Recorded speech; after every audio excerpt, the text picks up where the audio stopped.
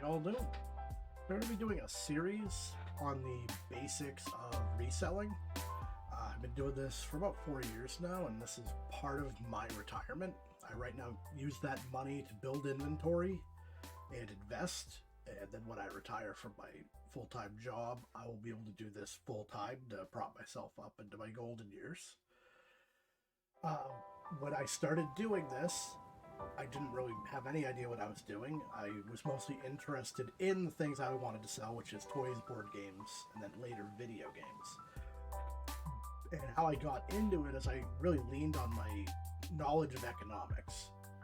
And I found that the economic constant of supply and demand really fit well in reselling, no matter what you're reselling. I do the toys, board games, and video games. If you want to do clothes, shoes, electronics, books, all of that. It makes sense, and the reason you want to do this, and keep this in mind, is focusing on supply and demand, which is the concept of the amount of something and the desire of something meet at a particular price point. If you keep this in mind, you'll have less lingering inventory, which is to say you will not purchase things that people don't want, and you will not be purchasing at too high of a price point where you can't move stuff at a profit. There is a fine line when you resell between being a reseller and being a hoarder, and if you avoid making bad purchases, you're going to have more money to invest in decent stuff when it comes up, and you're going to have a much easier time living in your personal space, finding things that you're selling, because you're not going to have a bunch of inventory sitting around. So, the first part of this, there are really 4 components to supply and demand we're going to be looking at, is high supply and high demand. These are items that are either still in production or have been overproduced. However, they have an active, growing fan base, for lack of a better term, with toys that absolutely applies. It might not for whatever you want to resell. So, examples of high supply, high demand items, we have Marvel, we have Star Wars, and we have Disney. These have been produced for decades, but the fan base continues to grow.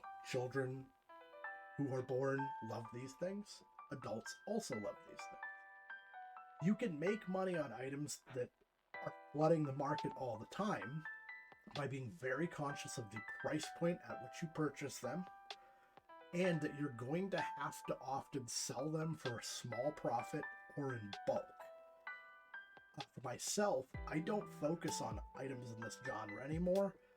I focus on things that I know I can flip quickly that pay for a bulk lot, because this is often what I do is I buy bulk. I go to yard sales, I buy entire bins. I go to thrift stores, you buy bags and bins of toys.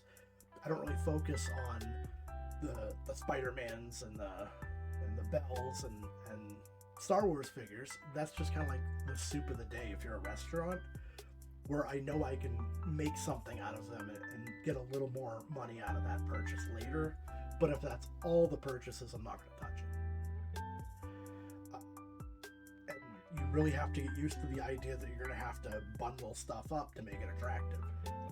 I usually sell items in this category 3 to a bag, and I sell for $8 with shipping included, so that means I make $1 per from all my fees.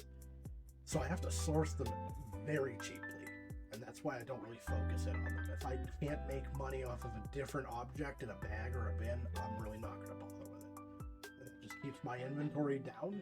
It keeps me from accumulating too much stuff. So, the next part of this is having a high supply of something, but a low demand.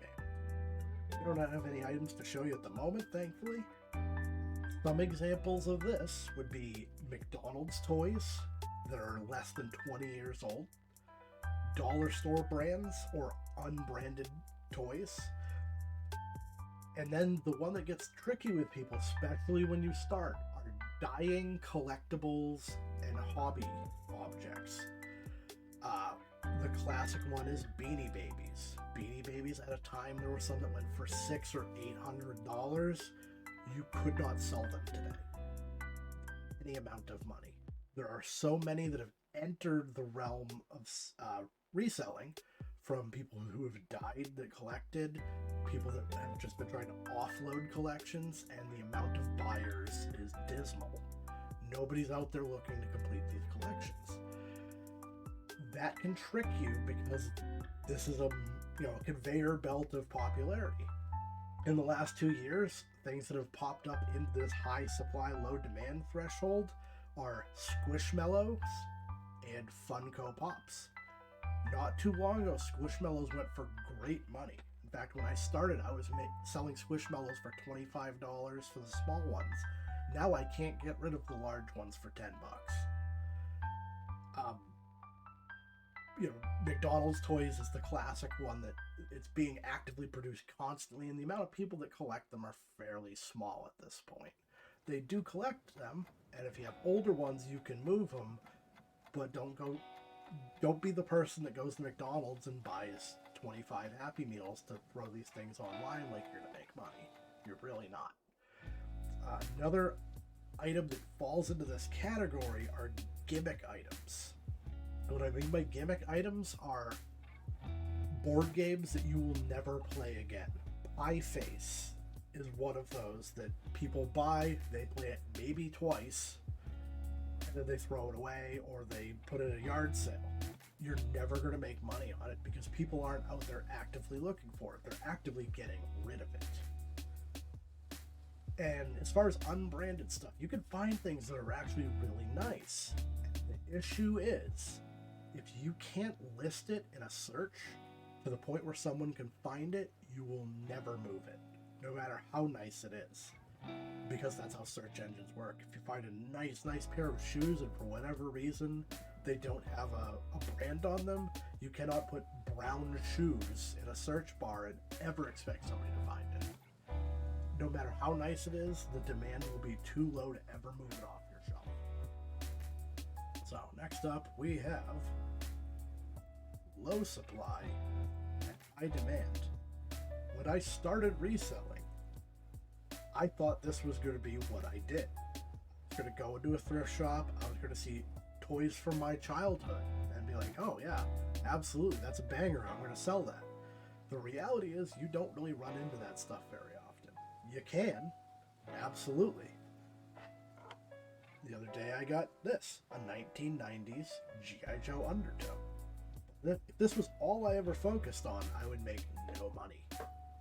Sure, I'm going to flip this guy for a decent profit because I got him in a bag that he's paid very little for, and he's worth quite a bit of money. But you really need to think outside the box on stuff like this. And when I say low supply, high demand, what that can also entail are short-run media that have growing popularity. Now, it's really part of what streaming has brought to the world. Is that streaming is both immortal and timeless. All the shows of my childhood, my children watch, and their children will also watch. And it's timeless because they don't understand that these things aren't new. They're new to them. And what that means is when that child watches a show like Blaze and the Monster Machines, Blaze, we got Crusher, and we have Darrington from Blaze and the Monster Machines. That was a show that was on for 3 years, 2014 to 2017. They made toys for it, and then they stopped because the show was canceled. However, it's on every streaming platform at this point because whoever had the rights for it continued to sell them. I sell these like hotcakes. I buy them every time I see them because while the supply will never realistically increase, they're not going to make these ever again. The demand keeps going up because a new generation of child loves monster trucks. Dr. McStuffins is another one. It was a Disney Junior show that was on for 5 seasons, 2012 to 2017. It's gone. You could sell the toys for $20 each. They, in fact, outsell these vintage Transformers and these vintage G.I. Joes because it's a growing fan base rather than like a nostalgic fan base that happens to have money now. So the other big one for me has been with board games, indie board games. A lot of board games these days are made from Kickstarter. People put in money, get the board game made, it's a limited run, and then it's gone, and it was never in stores in most cases. And people that collect board games or want to play these, that demand goes up, but the supply has never increased from that initial drop. I've purchased board games for $2 that I flipped for $100 within hours, if you know what to look for. We'll get into board games in another video. The last piece of this is going to seem obvious, but low supply, low demand. And yeah, absolutely, if there's not a lot of something and nobody wants it, how can it have value? But this is one that tricks people all the time. So, my example that I can't hold up too high because of the green screen. This is a 1960s Mickey Mouse pull car. You pull the string and he rolls.